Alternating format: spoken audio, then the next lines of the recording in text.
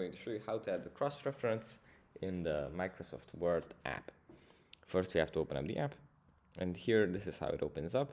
From here, we just go into the top row, click on Insert, then we click on Links, and then we click on Cross-Reference. And here, we can set what kind of reference we want and where we want to reference to. And here we can also insert it as a link. And here we can describe for which numbered item we want to create a cross-reference. So for example, if we want to, we can,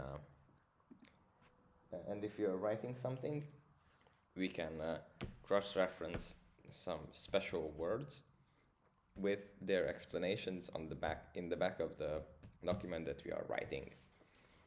And yeah, that's basically it for this video. I hope it was helpful for you guys, and I'll see you in the next one.